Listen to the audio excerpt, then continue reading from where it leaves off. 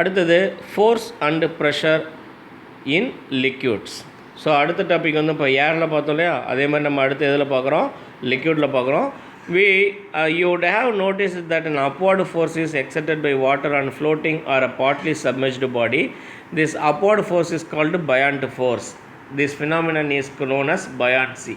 Buoyancy அப்படின்னா helps to float, நம்ம மிதக்கிறதுக்கு உதவக்கூடிய அந்த விஷயத்தை தான் நம்ம அந்த மெக்கானிசத்தை தான் நம்ம என்னன்னு சொல்லுவோம், பயாண்ட் ஃபோர்ஸ் அப்படின்னு சொல்லுவோம். இல்லை அப்படின்னா பயான்சி, அந்த ஃபினாமினனை பயான்சி அப்படின்னு சொல்லுவோம்.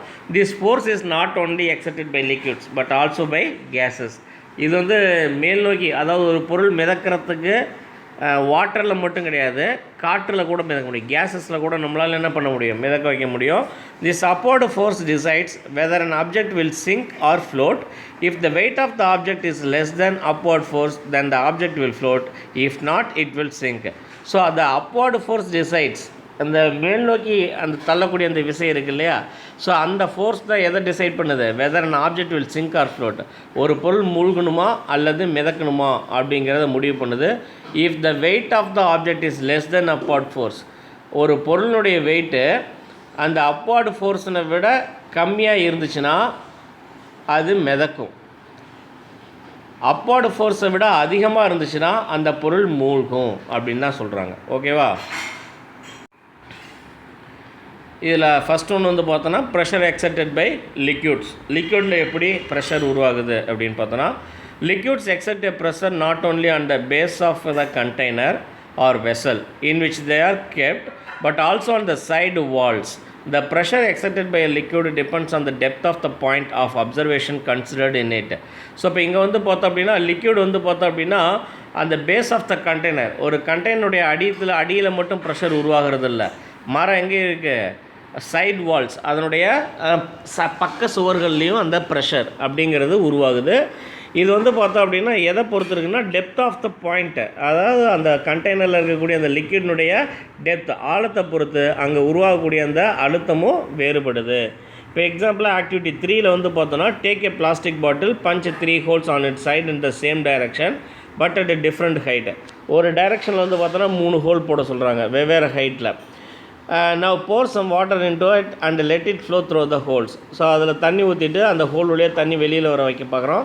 So observe the flow of water. அதை பார்க்கும்போது எப்படி வரும் அப்படின்னா, water from the lowest holes comes out with the greatest force and the water from the topmost hole comes out with the least force. So இப்போ அந்த பாட்டிலில் கீழே லாஸ்ட்டாக இருக்கக்கூடிய ஹோலில் வந்து பார்த்தோன்னா தண்ணி வேகமாக வெளியில் வரும் இல்லையா, கொஞ்சம் தூரமாக அடிக்கும். அதே மேலே ஃபஸ்ட்டு போட்ட ஹோலில் வந்து பார்த்தோன்னா கொஞ்சம் ஸ்லோவாக இருந்துகிட்ருக்கும் இல்லையா. நடு ஹோலில் வந்து பார்த்தோன்னா அதை விடவும் கீழே வந்து அதிகமான ஃபோர்ஸ் இருக்குது. இதுக்கு காரணம் என்ன அப்படின்னா அதுதான் அந்த ஃபோர்ஸ் அப்படின்னு நம்ம சொல்லுவோம். இப்போ இந்த பிக்சரில் வந்து பார்த்திங்க அப்படின்னா இதுதான் அந்த ஆக்டிவிட்டிக்கான பிக்சர். ஸோ கீழே இருக்க ஹோலில் வாட்டர் ரொம்ப தூரத்துக்கு பீச்சு அடிக்கும், நடு ஹோலில் கொஞ்சம் தூரத்துக்கும், மேலே இருக்கிற ரொம்ப கம்மியாகவும் தான் இருக்கும். ஸோ அப்போ அதை தான் லோ ப்ரெஷர் ஜெட் அப்படின்னு சொல்கிறோம். லாஸ்ட்டாக வரதை ஹை ப்ரெஷர் ஜெட் அப்படின்னு நம்ம சொல்லுவோம். ஓகேவா? ஸோ அப்போ pressure of water increases with depth. அப்போ ஆழம் அதிகரிக்க அழுத்தம் என்னாகும், அதிகரிக்கும் அப்படின்னு நம்ம சொல்லலாம். This activity confirms that the pressure in the liquid varies with the depth of the point of observation in it. So அப்போ நம்ம எந்த அளவுக்கு ஆழம் இருக்குதோ அந்த அளவுக்கு அதில் என்ன ஆகும், ப்ரெஷர் அப்படிங்கிறது உருவாகிட்டு இருக்கும் அப்படின்னு நம்ம சொல்கிறோம். அதே ஆக்டிவிட்டி 4 வந்து பார்த்தோன்னா, take a glass tube that is open at both ends, fix a rubber balloon at the lower end of the tube, pour some water into the tube and observe the balloon. Now pour some more water into the balloon and again observe the balloon. The balloon starts bulging outwards. So இப்போ இங்கே என்ன நடக்குது, ஒரு 2 பக்கமும் ஹோலாக இருக்கக்கூடிய ஒரு tube எடுத்து அதுக்கு அந்த லோயர் எண்டில் வந்து என்ன பண்ணுறோம், ஒரு ரப்பர் பலூனை மாட்டி விட்டுறோம். இப்போ அதில் தண்ணி ஊற்றும் போது பலூனுடைய சைஸ் என்ன ஆகிட்டே இருக்கும், பெருசாகிட்டே வரும். எதனால் பலூன் சைஸ் பெருசாகுது, உள்ளே இருக்கக்கூடிய அந்த அழுத்தத்தினால தான் அந்த பல்ஜிங் அப்படின்னு சொல்லுவோம். உள்ளேருந்து என்ன ஆகிட்டு இருக்கும், இழுத்துக்கிட்டு வரும். ரைட்டா? This shows that the pressure exerted by a liquid at the bottom of the container depends on the height of the liquid column. Height of the liquid column அப்படின்னா அந்த வெசல் ஆர் டியூப்பில் நம்ம எவ்வளோ தண்ணி ஊற்றுறோம் அப்படிங்கிற அந்த டெப்த்து இல்லையா, அதை பொறுத்து, அதாவது அந்த ஹைட்டை பொறுத்து அங்கே உள்ள என்ன ஆகும், அந்த பலூனுடைய அந்த பல்ஜிங் கெப்பாசிட்டி அதிகரிச்சுக்கிட்டு போகும்.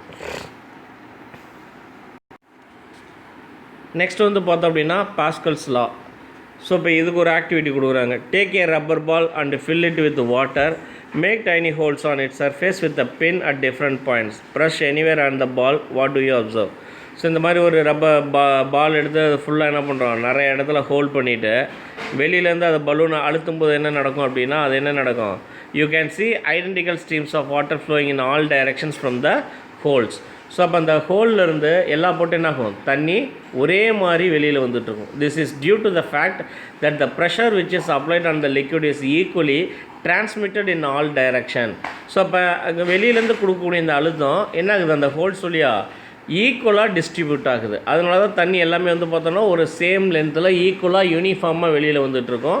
This concept was first given by the French scientist Blaise Pascal. இதை அப்சர்வ் பண்ணுறவர் தான் அது யார், பிளைஸ் பாஸ்கல் அப்படிங்கிறவர்.